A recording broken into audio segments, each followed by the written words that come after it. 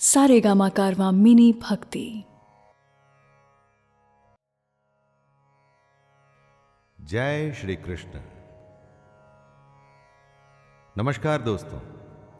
जिस तरह कहा जाता है कि नेकी कर और कुएं में डाल, उसी तरह से कर्म का ज्ञान कहता है कि कर्म कर और उसे भगवान को सौंप दे। गीता के चौथे अध्याय में कृष्ण ज्ञान, कर्म और सन्यास योग के बारे में बताएंगे और मैं शैलेंद्र भारती इसको सीधे, आसान और समझ में आने वाली भाषा में आपको सुनाने जा रहा हूं। आइए सुनते हैं भगवत गीता का अध्याय 4, जिसे ज्ञान कर्म सन्यास योग के रूप में जाना जाता है। श्री भगवानुवाच इमं विवस्वते योगं प्रोक्तवानहमव्ययम् विवस्वान्मनवे प्राह मनुरिक्ष्वाकवे ब्रवीत। श्री भगवान बोले, मैंने इस कभी खत्म न होने वाले योग को सूर्य से कहा था। सूर्य ने यह जानकारी अपने पुत्र वैवस्वत मनु को दी और मनु ने अपने पुत्र राजा इक्ष्वाकु से कहा। श्री कृष्ण कौन थे दोस्तों? कृष्ण एक योगी थे। सृष्टि के आदि और अंत, बिगिनिंग और एंड, सब कुछ वो जानते थे। वो हर समय मौजूद थे और वो हमेशा ही मौजूद भी रहेंगे। योग अर्थात ज्ञान योग और कर्म योग, जिसका कभी नाश नहीं हो सकता। आखिर कहां से आया इस योग का ज्ञान? भगवान श्री कृष्ण उसी की जानकारी दे रहे हैं।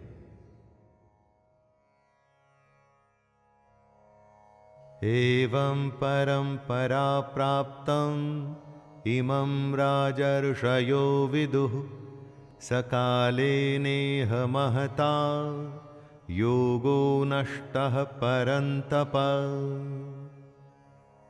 हे परंतप अर्जुन, परंपरा चलती रही और कई राजर्षियों को इसकी जानकारी हो गई, लेकिन उसके बाद वह योग बहुत काल से इस पृथ्वी लोक में गायब हो गया। ज्ञान कहीं न कहीं से आता है और उसके बाद वो धीरे धीरे फैलना शुरू होता है। यह ज्ञान कृष्ण से सूर्य और इस तरह से गीता के माध्यम से हम लोगों तक आया। सैकड़ों हजारों सालों का सिलसिला है ये तो, लेकिन बीच में ऐसा भी समय था जब यह ज्ञान योग पृथ्वी पर से गायब हो गया था। ज्ञान बढ़ाने से बढ़ता है और घटाने से खत्म होने लगता है। इसीलिए हम इस योग को, गीता के सार को, कृष्ण की बातों को आप तक ला रहे हैं। एवायं मया तेऽद्य योगः प्रोक्तः पुरातनः भक्तोऽसि मे सखा चेति रहस्यं ह्येतदुत्तमम्। खजाने को खुले में नहीं रखा जाता, उसी तरह से रहस्य भी खुल के सामने नहीं आता, धीरे धीरे आता है। कृष्ण अर्जुन से कहते हैं, तू मेरा भक्त और प्रिय सखा है, इसलिए वही ये पुरातन योग आज मैंने तुझसे कहा है, क्योंकि ये बड़ा ही उत्तम रहस्य है, अर्थात गुप्त रखने योग्य विषय है। अर्जुन कृष्ण का भक्त भी है और मित्र भी, इसीलिए कृष्ण उसे ये सदियों पुराना योग बता रहे हैं, सिखा रहे हैं और ये भी कह रहे हैं कि वैसे तो ये गुप्त रखने की बात है, लेकिन वो अपना सब कुछ अर्जुन को बता रहे हैं। यहां पर गुप्त रखने से मतलब है कि इतने बड़े ज्ञान का सम्मान हो, इसे सामान्य विद्या न समझा जाए। अर्जुन उवाच अपरं भवतो जन्म परं जन्म विवस्वतः कथमेतद्विजानीयां त्वमादौ प्रोक्तवानिति।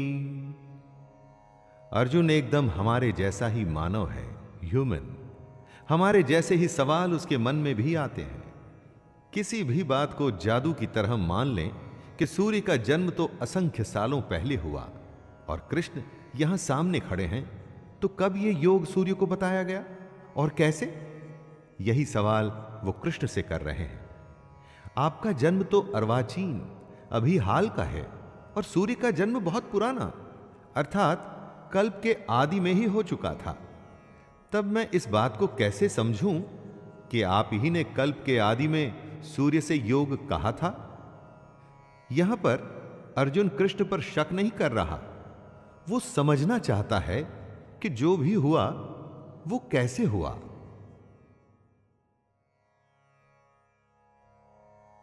श्री भगवानुवाच बहूनि मे व्यतीतानि जन्मानि तव चार्जुन तान्यहं वेद सर्वाणि न त्वं वेत्थ परन्तप। दोस्तों, भक्त नहीं जानता, लेकिन भगवान सब जानता है। साधक मतलब कि साधना करने वाला ये नहीं जानता, लेकिन महापुरुष सब कुछ जानता है। जो आंखों से दिखता है वो तो सब जान सकते हैं, इसमें विशेष क्या हुआ, स्पेशल क्या है? जो अव्यक्त है यानी अनएक्सप्लेन्ड है, उसे सिर्फ ज्ञानी और महापुरुष ही जानते हैं।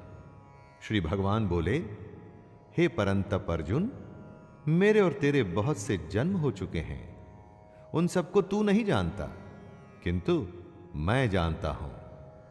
यही कृष्ण कह रहे हैं कि अर्जुन उनको साधारण जन्म लेने वाला, हमारे जैसे शरीर वाला ना समझे। दोस्तों, ये बात हमारे लिए भी आवश्यक है कि कृष्ण को हम कैसे और क्या समझें।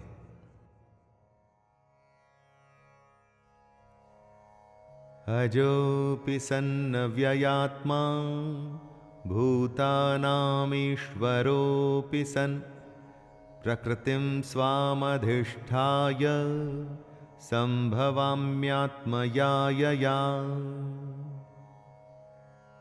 कृष्ण अपने रूप, अपने अस्तित्व को समझाते हुए कह रहे हैं, मैं अजन्मा हूं, यानी मेरा कभी जन्म नहीं हुआ। मैं अविनाशी हूं, अर्थात मेरा कभी नाश नहीं हो सकता। मैं समस्त प्राणियों का ईश्वर होते हुए भी अपनी प्रकृति को अधीन करके अपनी योग माया से प्रकट होता हूं। जिसका जन्म होता है उसकी मृत्यु निश्चित है। तो जिसे अर्जुन देख रहा था वो क्या था? क्योंकि वो तो कभी जन्मे ही नहीं। तो कृष्ण की एग्जिस्टेंस क्या थी? वो थी कृष्ण की योग माया। अपनी माया से कृष्ण ने खुद को ही प्रकट किया था। मनुष्यों में वो मनुष्यों जैसे आए थे ताकि हम सब के बीच हमारे जैसे जीवन जी सकें। यदा यदा हि धर्मस्य ग्लानिर्भवति भारत अभ्युत्थानमधर्मस्य तदात्मानं सृजाम्यहम्। हे भारत, जब जब धर्म की हानि होती है, अधर्म बढ़ जाता है, तब तब ही मैं अपने रूप को रचता हूं और इस दुनिया के सामने प्रकट होता हूं। हर काल में धर्म का नाश होता है, यानी कि अधर्म, करप्शन, पाप बढ़ने लगता है। तब किसी न किसी की जरूरत पड़ती है दोस्तों, जो आए और सब कुछ ठीक करे। जब जब धर्म खतरे में आता है, तब तब कृष्ण अपना एक रूप रचते हैं और हमारे बीच में प्रस्तुत होते हैं, प्रकट होते हैं। और इसी प्रकट होने को ही अवतार कहते हैं। हर युग में आपको एक अवतार की कहानी मिलेगी जो धर्म की स्थापना के लिए धरती पर जन्म लेता है।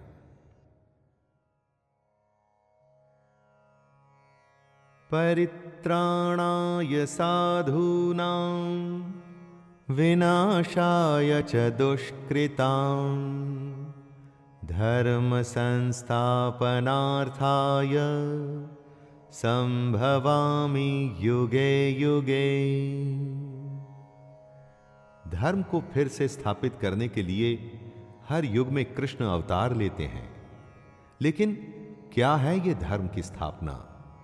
कृष्ण कहते हैं, साधु पुरुषों का उद्धार करने के लिए, पाप कर्म करने वालों का विनाश करने के लिए और धर्म की अच्छी तरह से स्थापना करने के लिए मैं युग युग में प्रकट हुआ करता हूं।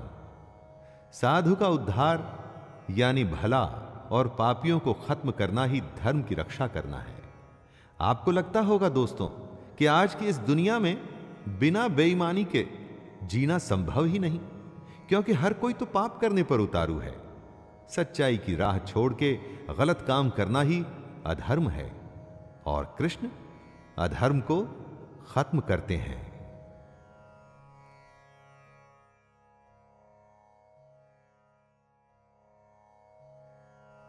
जन्म कर्म च मे दिव्यम् एवं यो वेत्ति तत्त्वतः त्यक्त्वा देहं पुनर्जन्म नैति मामेति सोऽर्जुन। कृष्ण कहते हैं कि उनका जन्म अलौकिक है, यानी इस लोक का नहीं। जैसे हम सबका जन्म होता है वैसे कृष्ण का जन्म नहीं हुआ।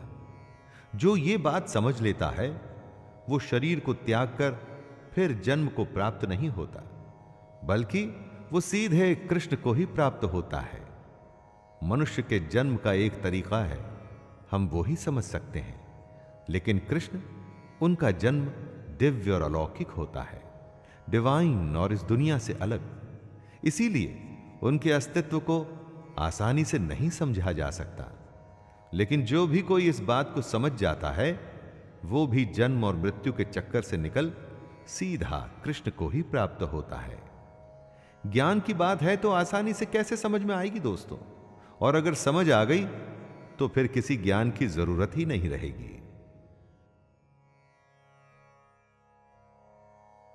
वीतराग भय क्रोधा मन्मया मामुपाश्रिताः बहवो ज्ञान तपसा पूता मद्भावमागताः। जिनमें मोह, गुस्सा और डर खत्म हो चुका है, जो कृष्ण से प्रेम करते हैं, जो कृष्ण के भक्त हैं, उनके कहे ज्ञान पर सच्चे मन से चलते हैं, वो कृष्ण को ही प्राप्त हो जाते हैं। जिन्होंने अपने अंदर के मोह, गुस्से या डर जैसे भावों को खत्म कर दिया है, यानी कि अपनी इंद्रियों को वश में कर लिए हैं और खुद को जो कृष्ण को सौंप चुके हैं, उन्हें भगवान की प्राप्ति हो चुकी है, उन्हें मोक्ष मिल चुका है। इस दुनिया में रह के उस दुनिया की बात आप समझेंगे कैसे दोस्तों? अगर उसकी माया समझनी है तो पहले अपनी फीलिंग्स और अपनी इंद्रियों को कंट्रोल करिए।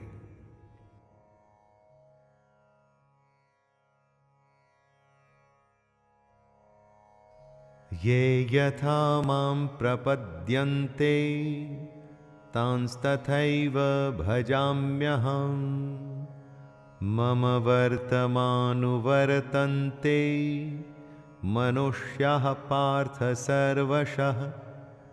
हे अर्जुन, जो भक्त मुझे जिस प्रकार भजते हैं मैं भी उनको उसी प्रकार भजता हूं, क्योंकि सभी मनुष्य मेरे ही बताए रास्ते पर चलते हैं। दोस्तों, कृष्ण यहां पर कितनी बड़ी बात कह रहे हैं। जो उनको भजते हैं, कृष्ण वापस से उनको उसी प्रकार भजते हैं। कहने का अर्थ है कि जो कृष्ण के स्वरूप को, उनके ज्ञान को और उनकी कही बातों को अच्छे से समझ जाता है, वो एक तरह से कृष्ण में मिल जाता है। यहां भजने से मतलब पूजा पाठ या आरती मत समझ लीजिएगा दोस्तों।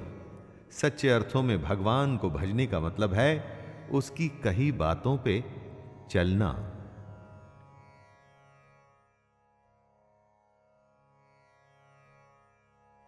कांक्षन्तः कर्मणां सिद्धिं यजन्त इह देवताः क्षिप्रं हि मानुषे लोके सिद्धिर्भवति कर्मजा। कृष्ण कहते हैं, इस दुनिया में जिनको अपने कर्मों का फल चाहिए होता है, वो देवताओं का पूजन किया करते हैं, क्योंकि उन्हें कर्मों से पैदा होने वाली सिद्धि जल्दी मिल जाती है। जो लोग कृष्ण के कहे अनुसार कर्म करते हैं और साथ में देवताओं की पूजा करते हैं, उन्हें उनके कर्मों के फल जल्दी मिल जाते हैं। सच्चे मन से सिर्फ कर्म करना, कर्म करते हुए फल की ही नहीं, देवता और ईश्वर को भी याद रखना, ऐसे करने पर फल जल्दी मिलता है। कर्म किया है तो फल तो आएगा ही, चाहे अच्छा या बुरा। लेकिन अगर कर्म करते हुए मन में भगवान है तो फल अवश्य अच्छा और जल्द आएगा।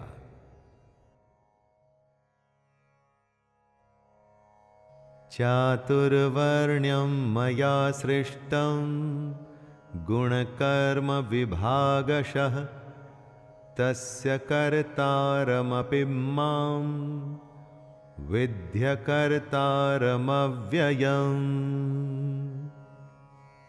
यहां कृष्ण हमारे समाज की सबसे बड़ी सच्चाई जो हम भूल चुके हैं उसके बारे में बता रहे हैं। ब्राह्मण, क्षत्रिय, वैश्य और शूद्र, इन 4 वर्णों का समूह गुण और कर्मों के विभाग पूर्वक मेरे द्वारा रचा गया है। इस प्रकार उस सृष्टि रचनादि कर्म का कर्ता होने पर भी मुझ अविनाशी परमेश्वर को तू वास्तव में अकर्ता ही जान। जिसे हम जात या जाति कहते हैं, वो आपके गुण और कर्म पर निर्भर करती है दोस्तों, जन्म पर नहीं। हो सकता है कि आपका जन्म एक अच्छे घर में हुआ हो, आपके माता और पिता अच्छे इंसान हो, लेकिन अगर आप धूर्त हैं, झूठ बोलते हैं या गलत काम करते हैं, तो क्या आपको भी सच्चा और अच्छा कहा जाएगा? ना, कभी नहीं।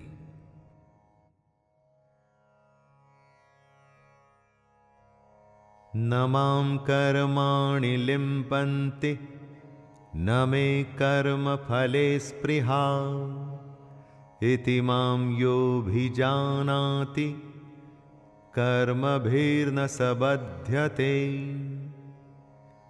कर्म करना है लेकिन उसमें बंधना नहीं, यह कॉम्प्लिकेटेड है दोस्तों, इसलिए जरा ध्यान दे के सुनिएगा। कर्म को पूरी लगन से अपना कर्तव्य समझ के आपको करना है, लेकिन उसमें बंधकर उसके फल के लिए परेशान नहीं होना है। आपने परीक्षा दी या किसी चुनौती का सामना किया, अब उसके रिजल्ट का आपको इंतजार है और आप सोच रहे हैं कि न जाने क्या होगा, हे भगवान अच्छा कर देना। यह गलत है। सच्चे मन से कर्म करिए और आगे बढ़ते रहिए। भगवान से यह मत कहिए कि वो सब अच्छा करें, आप अपना कर्म अच्छा करिए, उसके बाद उस पर छोड़ दीजिए। भगवान को अच्छा फल देने के लिए कभी मत कहिए, उससे कुछ नहीं होगा।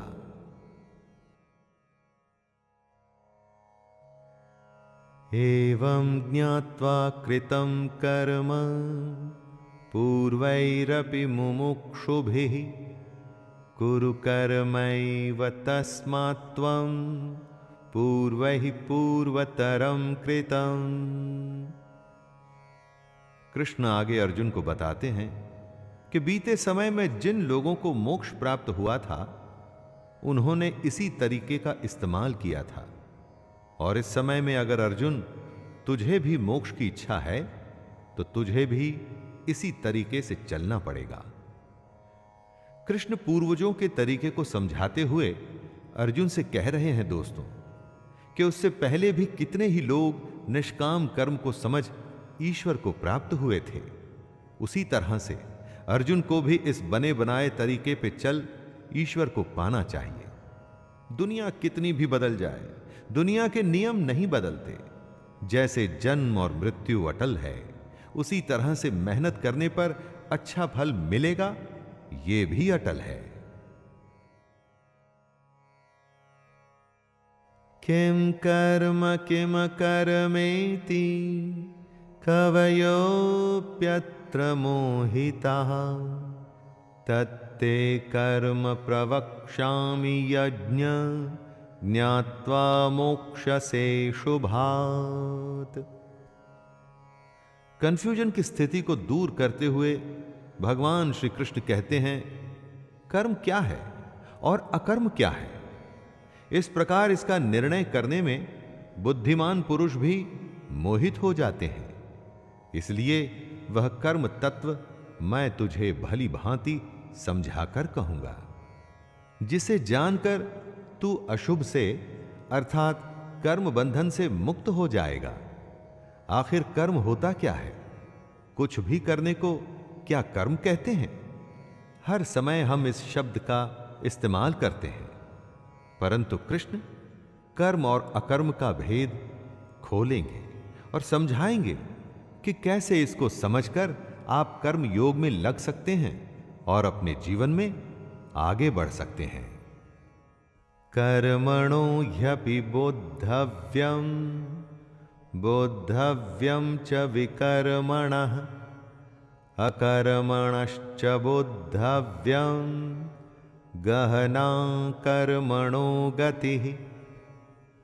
कर्म क्या है यह समझना चाहिए और अकर्म क्या है यह भी समझना चाहिए, और साथ में विकर्म का स्वरूप भी जानना चाहिए, क्योंकि कर्म बहुत ही कॉम्प्लिकेटेड चीज है। 3 शब्दों में कहा है कृष्ण ने, कर्म, अकर्म और विकर्म, यानी कुछ करना, कुछ न करना और कुछ विशेष करना। ये बातें सुनकर दोस्तों आपको फिलॉसफी लगेगी, सत्संग के ज्ञान की तरह लगेगा, लेकिन अगर आप इन बातों को समझ जाएं तो यकीन मानिए हमारी प्रैक्टिकल दुनिया में आपका जीना एकदम आसान हो जाएगा। और यही वजह है कि कृष्ण कर्म, अकर्म और विकर्म को समझाना चाहते हैं। कर्मण्य कर्म यः पश्येद कर्मणि च कर्म यः स बुद्धिमान् मनुष्येषु स युक्तः कृत्स्न कर्म कृत्। जो मनुष्य कर्म में अकर्म देखता है और जो अकर्म में कर्म देखता है, वो और लोगों से ज्यादा इंटेलिजेंट है, और ऐसा योगी समस्त कर्मों को करने वाला है। कर्म में अकर्म देखने का मतलब क्या हुआ? यानी जो मनुष्य कर्म करता है लेकिन उस पर घमंड नहीं करता कि करने वाला वो खुद है, वो कर्म में अकर्म को देख रहा है, कर्म को कर्तव्य मान के कर रहा है। लेकिन दुनिया जहान में या खुद अपने आप से उसका डंका नहीं पीटना चाहिए दोस्तों। उसे यह नहीं करना चाहिए कि मैंने ये कर दिया या वो कर दिया। अपना काम करना है, उसके फल के बारे में नहीं सोचना है, और अपने अगले काम, अगले कर्तव्य में लग जाना है। यही है कर्म में अकर्म को देखना। यस्य सर्वे समारंभाः काम संकल्पवर्जिताः ज्ञानाग्निदग्ध कर्माणं तमाहुः पंडितं बुधाः। कृष्ण कर्म को आगे समझाते हुए कहते हैं, जिसके शास्त्रों द्वारा ठीक बताए गए कर्म बिना कामना और संकल्प के होते हैं, तथा जिसके सारे कर्म ज्ञान रूप अग्नि द्वारा भस्म हो गए हैं, उस महापुरुष को ज्ञानी जन भी पंडित कहते हैं। दोस्तों, सीधी भाषा में इसे यूं समझिए कि कर्म करना है और उसे भूल जाना है। लेकिन कौन सा कर्म? शास्त्र सम्मत। जी हां, शास्त्र सम्मत।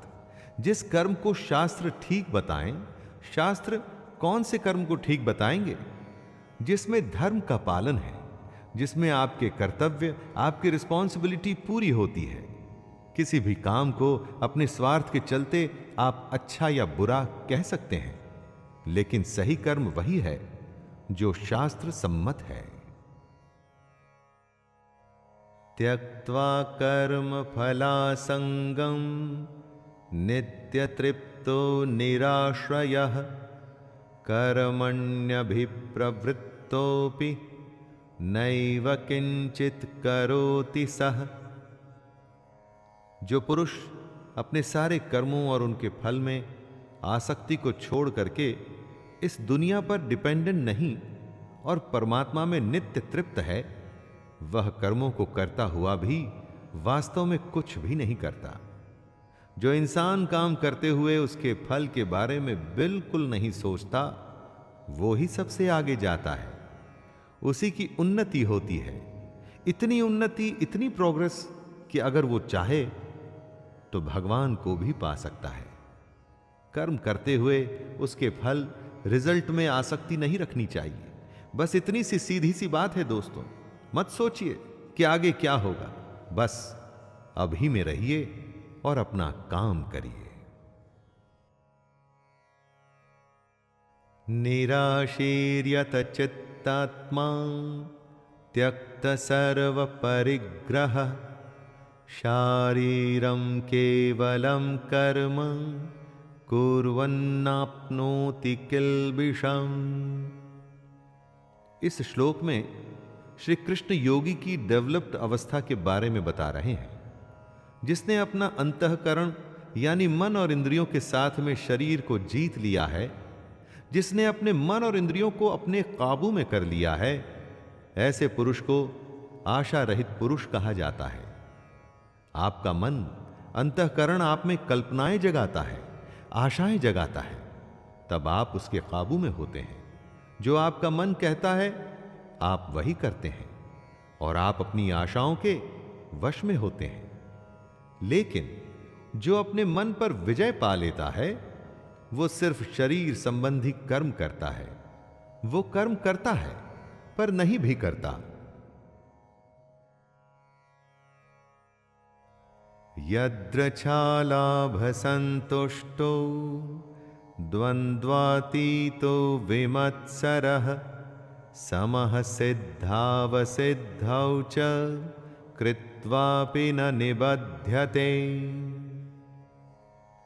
जिसको बिना मांगे जो मिले वो उसी में संतुष्ट रहे, और जिसे दूसरों से जलन नहीं होती, जो सुख दुख आदि द्वंद्वों से छूट चुका है, ऐसा सिद्धि और असिद्धि में बराबर रहने वाला कर्मयोगी कर्म करता हुआ भी उनसे नहीं बंधता। कर्मयोगी की डेफिनेशन को समझाते हुए कृष्ण बता रहे हैं कि योगी को जो भी बिना इच्छा के मिल जाता है, वो उसी में संतुष्ट रहता है। जो किसी से जलन नहीं रखता कि उसके पास मेरे से ज्यादा पैसा या शोहरत या नाम है, जो हार या जीत, सुख और दुख, इन सब में एक जैसा महसूस करता है, वही असली कर्मयोगी है।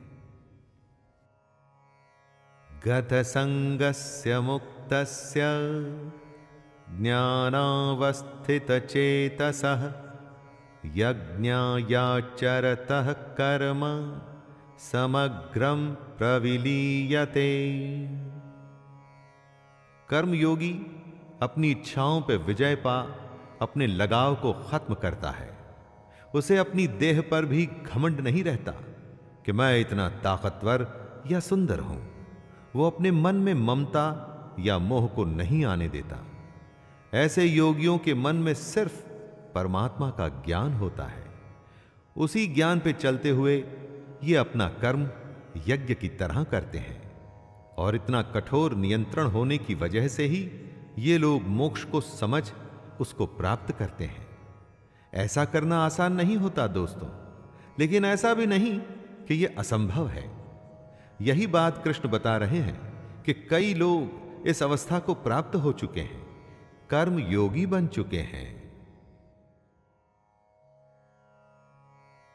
ब्रह्मार्पणम ब्रह्म हविर् ब्रह्माग्रौ ब्रह्मणाहुतम ब्रह्मैव तेन गंतव्यम ब्रह्म कर्म समाधिना। कृष्ण कहते हैं, जिसे यज्ञ में चढ़ाया जाए वो ब्रह्म है, और हवन करने के लिए जो द्रव्य इस्तेमाल में लाया जाए वो भी ब्रह्म है। साथ में जो हवन की अग्नि में आहुति दी जाए वो भी ब्रह्म है। ऐसे हवन को करने वाला योगी जो फल पाता है वो भी ब्रह्म है। ब्रह्म से यहां मतलब है सबसे बड़ा सत्य। चारों तरफ जो दुनिया आप देखते हैं ना दोस्तों, ये इसी सच का एक रूप है। अपनी हर रोज की जिंदगी में ऐसी गूढ़ बातें कई बार मुश्किल लगती हैं। ऐसा लगता है कि किसके लिए, किसके पास टाइम है। लेकिन इसका अर्थ यह नहीं कि इससे सच बदल जाता है। कृष्ण की इन बातों से ब्रह्म को समझने की कोशिश तो करिए दोस्तों। दैवमेवापरे यज्ञं योगिनः पर्युपासते ब्रह्माज्ञावपरे यज्ञं यज्ञेनैवोपजुह्वति। कुछ योगी देवताओं को सब कुछ मान यज्ञ को उनको समर्पित करते हैं। देवता का अर्थ है जिन भगवान के रूपों की हम पूजा करते हैं। यही यज्ञ का एक रूप होता है जो हमारे जैसे लोगों के लिए है। जो पहुंचे हुए कर्मयोगी होते हैं वो यज्ञ में अपना सब कुछ ब्रह्म को सौंपते हैं। उनका हर अनुष्ठान ब्रह्म के लिए होता है। चाहे आप राम, कृष्ण, शिव या दुर्गा या अपने किसी अभिष्ट को याद करके यज्ञ करें या ब्रह्म को सबसे बड़ा सच मान के कर्म करें, कोई फर्क नहीं पड़ता दोस्तों। बस ये ध्यान रखना है कि आपका कर्म भी एक यज्ञ है जिसमें आप उस ईश्वर को अपना सब कुछ सौंप के बस काम में लग जाते हैं।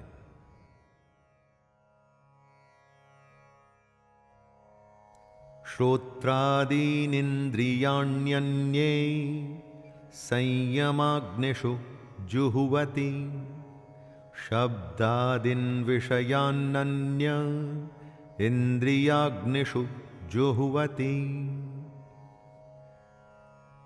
आग में कुछ भी डालो वो जल के भस्म हो जाता है। संयम को भी कृष्ण एक अग्नि बता रहे हैं। जो योगी होते हैं वो अपने संयम की आग में अपनी इंद्रियों को डालते हैं और उन इंद्रियों को यानी अपनी इच्छाओं को भस्म कर देते हैं, जला देते हैं। परंतु जो योगी नहीं होते, नादान होते हैं, वो ठीक इसका उल्टा करते हैं। वो अपना सब कुछ इन इंद्रियों में भस्म कर देते हैं। किसी ने कुछ कहा जिससे आपको गुस्सा आ गया या किसी को देख आपके मन में जलन हुई कि उसकी कार मेरी कार से बड़ी कैसे, वगैरह वगैरह। बस इसी तरह की बातों में नादान लोग खुद को जला डालते हैं।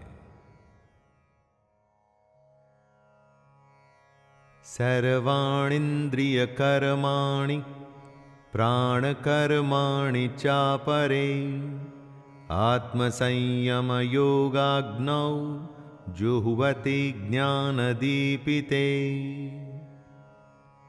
अपनी इंद्रियों को, अंतःकरण को वश में करने का सबसे बड़ा तरीका है ज्ञान। ज्ञान से ही योगी लोग अपने मन को नियंत्रण में लाते हैं। जब भी कोई बुरा विचार आता है तो उस समय उनका ज्ञान ही उन्हें बताता है कि उनके जीवन का लक्ष्य ये नहीं, कुछ और है। आप खुद सोचिए, हर काम के दो पहलू होते हैं। उसे करते हुए आपको पता होता है कि क्या सही तरीका और क्या गलत। तब आप कौन सा रास्ता चुनते हैं? ये ज्ञान ही तो है जो आपको सही रास्ता चुनने के लिए कहता है। कृष्ण हमें गीता के माध्यम से यही ज्ञान दे रहे हैं।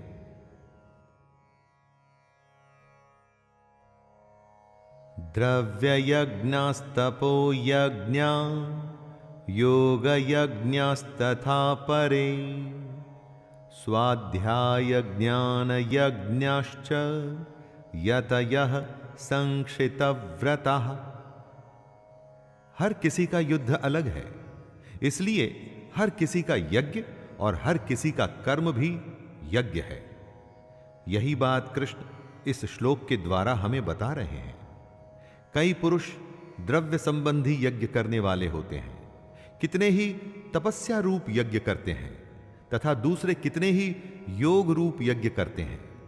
कितने ही अहिंसादि तीक्ष्ण व्रतों से युक्त यत्नशील पुरुष स्वाध्याय रूप ज्ञान यज्ञ करने वाले होते हैं। कोई ईश्वर की पूजा कर उसे फूल और फल चढ़ाता है, कोई तपस्या कर भगवान को खुश करने की कोशिश करता है और कोई योग से भगवान को पाने की कोशिश करता है। दोस्तों, अपना युद्ध पहचानिए और अपना कर्म चुनिए।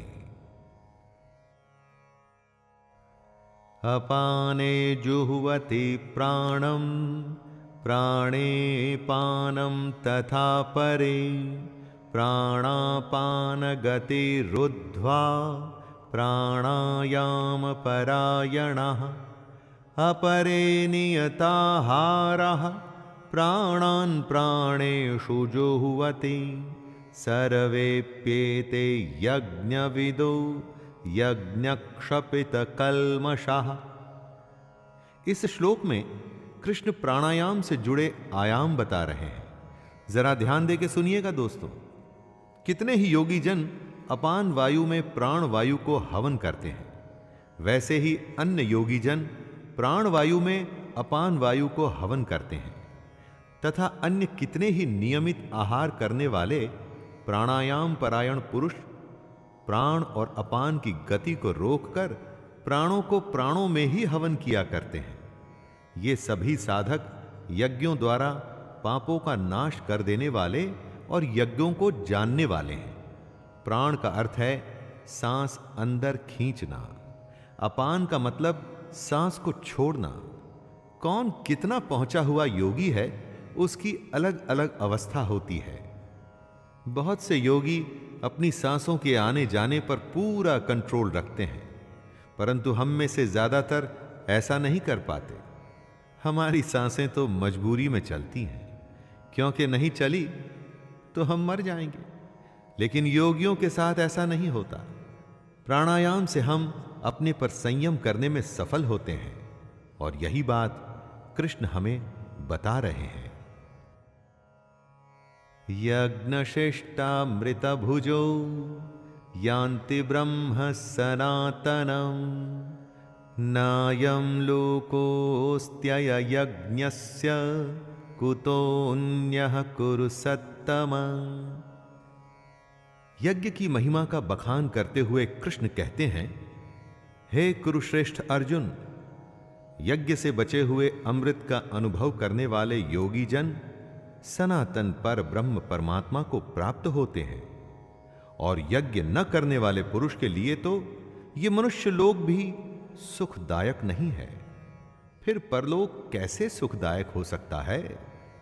यज्ञ करने के बाद जो बचता है उसे कृष्ण अमृत बता रहे हैं, और यह अमृत सीधे भगवान तक ले जाता है। दोस्तों, यज्ञ को आप कर्म भी समझ सकते हैं। कर्म करने के बाद जो भी उसका फल हो उसे भगवान का आशीर्वाद समझ उसमें संतुष्ट होकर अपने अगले कर्म में लग जाना चाहिए। एवं बहुविधा यज्ञा वितता ब्रह्मणो मुखे कर्मजान् विद्धि तान् सर्वान् एवं ज्ञात्वा विमोक्ष्यसे। कृष्ण आगे कहते हैं, कितने ही तरह के यज्ञ वेद की वाणी में बताए गए हैं। उन सबको तू मन, इंद्रिय और शरीर की क्रिया द्वारा संपन्न होने वाले जान। इस प्रकार इन यज्ञों का मूल तत्व, इनकी रियलिटी जानकर उनके अनुष्ठान द्वारा तू कर्म बंधन से हमेशा के लिए मुक्त हो जाएगा। कितने ही यज्ञ वेदों में बताए गए हैं और कई यज्ञों के बारे में श्री कृष्ण ने भी बताया, जैसे अपने पर संयम रख इंद्रियों को वश में करना, यज्ञ में देवताओं को अर्पण करना, सांसों को नियम में रख प्राणायाम करना। ये सारे यज्ञ ही तो हैं। ये यज्ञ अगर हम सच्चे मन से करेंगे तो इस जन्म और मृत्यु के चक्कर से हमेशा के लिए निकल सकते हैं। श्रेयान् द्रव्यमयाद्यज्ञान यज्ञः परन्तप सर्वं कर्म अखिलं पार्थ ज्ञाने परिसमाप्यते। हे परंतप अर्जुन, आहुति चढ़ाकर किए गए यज्ञ से अच्छा ज्ञान यज्ञ होता है।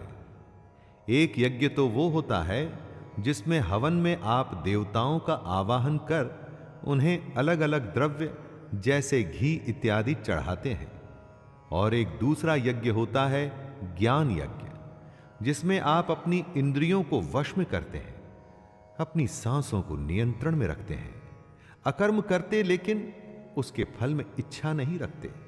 ये सारे ज्ञान यज्ञ हैं और ये द्रव्य यज्ञों से कहीं अच्छे हैं। इसीलिए ज्ञान यज्ञ हमें सीधे ईश्वर से साक्षात्कार कराता है, हमें उनसे जोड़ता है। तद्विद्धि प्रणिपातेन परिप्रश्नेन सेवया उपदेक्ष्यन्ति ते ज्ञानं ज्ञानिनस्तत्त्वदर्शिनः। अर्जुन तो खुद भगवान के सामने था, लेकिन हम सब तो नहीं है दोस्तों। अगर ये ज्ञान हमें समझ नहीं आ रहा तो हम तत्वदर्शी ज्ञानी महापुरुष के पास जाके इस ज्ञान को या ब्रह्म को समझने की कोशिश कर सकते हैं। अगर ज्ञान हमें जरूरी ही नहीं लगेगा तो हम बस अपनी जिंदगी को बिना कुछ जाने जीते ही चले जाएंगे। कृष्ण अर्जुन के माध्यम से हम सबको कुछ बता रहे हैं। ज्ञान को तू तत्वदर्शी ज्ञानियों के पास जाकर समझ। उनको भली भांति दंडवत प्रणाम करने से, उनकी सेवा करने से और कपट छोड़कर सरलता पूर्वक प्रश्न करने से वे परमात्मा के तत्व को भली भांति जानने वाले ज्ञानी महात्मा तुझे उस तत्व ज्ञान का उपदेश करेंगे। यज्ञात्वा न पुनर्मोहम् एवं यास्यसि पांडव येन भूतान्यशेषेण द्रक्ष्यस्यात्मन्यथो मयि। हम सब अपना काम करते हैं, कमाते हैं, हमारा परिवार बढ़ता है, हम बूढ़े होते हैं और इस तरह से ये चक्कर निरंतर चलता रहता है। क्यों करते हैं हम ऐसा? क्या जरूरत है ऐसा करने की? क्यों आए हैं इस दुनिया में हम? अज्ञानियों को इसके उत्तर की जरूरत नहीं पड़ती। आपके आसपास कितने लोग ये सवाल करते हैं? ज्यादा नहीं, लेकिन जिसमें थोड़ा सा भी ज्ञान है ना, वो ये जानना चाहता है। और यही जानने के लिए हमें तत्वदर्शी ज्ञानियों के पास जाकर के समझने की कोशिश करनी चाहिए। तभी तो हम मुंह से छूटेंगे और भगवान की इस दुनिया को समझने की कोशिश भी करेंगे।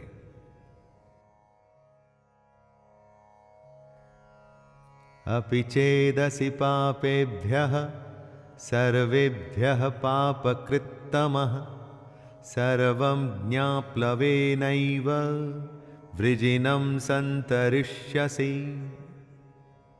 यदि तू अन्य सब पापियों से भी अधिक पाप करने वाला है तो भी तू ज्ञान रूपी नौका द्वारा निसंदेह संपूर्ण पाप समुद्र से भली भांति तर जाएगा। दोस्तों, इसका मतलब यह मत लगाइएगा कि पहले पाप करिए फिर ज्ञान हासिल करिए और बच जाइए। यहां कृष्ण ये कह रहे हैं कि आप इस भ्रम में, डाउट में मत रहिएगा कि हम बहुत बड़े पापी हैं, हमने तो कभी यज्ञ या भगवान को अच्छे से याद नहीं किया, तो ज्ञान हासिल हम कभी कर ही नहीं सकते।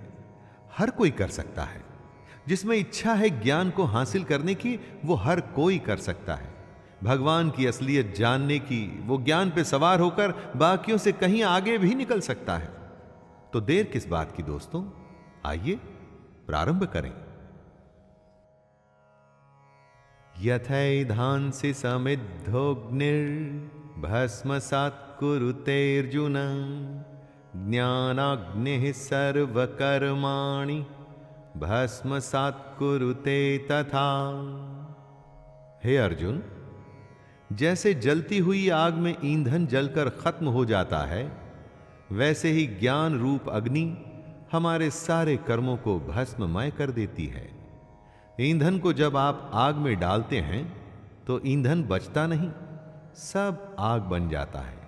उसी तरह से जब ज्ञान आपको प्राप्त हो जाता है, जब आप ज्ञानी बन जाते हैं, तो आपके कर्म भी खत्म हो जाते हैं।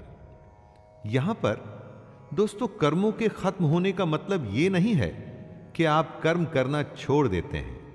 इसका मतलब है कि आप कर्मों के बंधन से छूट जाते हैं। कर्म करते हैं उसे कर्तव्य मानकर, ना कि उसके फल के लिए। यही तो ज्ञान है जिसे हम सबको जानना चाहिए। न हि ज्ञानेन सदृशं पवित्रमिह विद्यते तत्स्वयं योगसंसिद्धः कालेनात्मनि विन्दति। ज्ञान हर किसी को शुद्ध कर देता है। कितने ही समय से कई लोगों ने कर्म योग के द्वारा ऐसे ज्ञान को हासिल किया है। अगर मन में इच्छा न हो तो आप काम नहीं करते। उसी तरह से अगर किसी के मन में ज्ञान को समझने की, उसे जानने की जिज्ञासा नहीं है तो उसे ज्ञान कैसे मिलेगा? मन में ज्ञान के प्रति सवाल पैदा करके कर्म योग से ज्ञान हासिल किया जा सकता है। ऐसा कृष्ण कह रहे हैं, जिसका मन साफ है, ज्ञान की इच्छा है और जो निष्काम कर्म करने के लिए तैयार है, वो ज्ञान हासिल कर सकता है।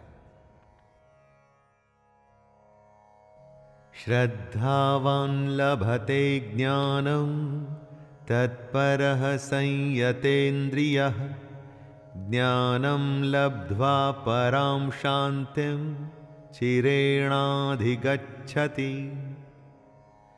इंद्रियों को जीतने वाले, मेहनत करने वाले और श्रद्धा रखने वाले मनुष्य को ज्ञान प्राप्त होता है तथा ज्ञान को प्राप्त होकर वह बिना देरी के उसी समय ही उसे भगवान की परम शांति मिलती है। जब आप एग्जाम, परीक्षा देने जाते हैं और अगर आपको सारे जवाब मालूम हैं तो परीक्षा देने में कोई परेशानी नहीं होती दोस्तों। उसी तरह से जो इंद्रियों के वश में करने की कोशिश कर रहा है, जिसके मन में ईश्वर के प्रति श्रद्धा है, उसको इस दुनिया की सच्चाई समझने में या ज्ञान हासिल करने में ज्यादा समय नहीं लगता। सही लगन और सही तरीके से आप दुनिया में कुछ भी हासिल कर सकते हैं। अज्ञश्च श्रद्धानश्च संशयात्मा विनश्यति नायं लोकोऽस्ति न परो न सुखम संशयात्मनः। जो सही गलत का फैसला नहीं कर सकता, जिसमें श्रद्धा नहीं, जिसके मन में शक है, ऐसा मनुष्य खत्म हो जाता है। ऐसे संशय युक्त मनुष्य के लिए न ये दुनिया है, न वो दुनिया, और ना ही सुख। जिसमें न सोचने समझने की शक्ति है, जिसमें न ईश्वर के लिए या इस दुनिया के सच के लिए श्रद्धा है, तो उसके जीवन का कोई मोल ही नहीं। ऐसे अज्ञानी बेवकूफ के लिए किसी दुनिया में आराम नहीं और उसे सुख कभी नहीं मिलता। दोस्तों, बिना कुछ किए कुछ भी हासिल नहीं होता, और साथ में अगर कुछ करने की, कुछ जानने की इच्छा नहीं, तो इस इंसान के होने में और ना होने में कोई फर्क नहीं। योग संन्यस्त कर्माणं ज्ञान संजिन्न संशयम् आत्मवन्तं न कर्माणि निबध्नन्ति धनंजय। हे धनंजय, जिसने कर्म योग के तरीके से अपने सारे कर्मों को भगवान को चढ़ा दिया है और जिसने विवेक के द्वारा अपने सारे शक खत्म कर दिए हैं, ऐसे मन को वश में किए हुए पुरुष को कर्म नहीं बांधते। कर्म योगी वो होता है जो अपना कर्म करता है और उसे भगवान को सौंप देता है, जो अपने हर काम को बिना घमंड के करता है, अर्थात उस पर घमंड नहीं करता, जो अपनी समझ से अपने मन में से शक दूर करता है। अगर शक में रहेंगे ना दोस्तों, तो कभी कोई फैसला नहीं कर पाएंगे, और जो अपने मन पर विजय हासिल कर लेता है, उसे भगवान का ज्ञान जानने से कोई नहीं रोक सकता। तस्मादज्ञान संभूतं हृतस्थं ज्ञानासीनात्मनः छित्त्वैनं संशयं योगम् अतिष्ठोतिष्ठ भारत। हे भरतवंशी अर्जुन, इसलिए तू हृदय में स्थित इस अज्ञान से होने वाले अपने शक को विवेक रूपी तलवार से काटकर कर्म योग में स्थित हो जा और युद्ध के लिए खड़ा हो जा। कृष्ण आवाहन करते हैं अर्जुन को और कह रहे हैं कि अपने अज्ञान को, अपने मन में पैदा हो रहे शक को कर्म योग से दूर कर और युद्ध के लिए खड़ा हो जा। हमें भी दोस्तों, हमें भी अगर कभी मन में कोई शक या चिंता सताए तो बस कर्म योग को ध्यान में रखकर काम में लग जाना चाहिए। ज्यादा नहीं सोचना चाहिए कि अंजाम क्या होगा। काम करके उसे भगवान को सौंप देना चाहिए, बस। तो दोस्तों, ये गीता का चौथा अध्याय था। ज्ञान और कर्म के संबंध को श्री कृष्ण ने हमारे सामने रखा। अब मिलेंगे 5वें अध्याय में, हम और आप और श्री कृष्ण की गीता। आज्ञा दीजिए अपने दोस्त शैलेंद्र भारती को। जय श्री कृष्ण।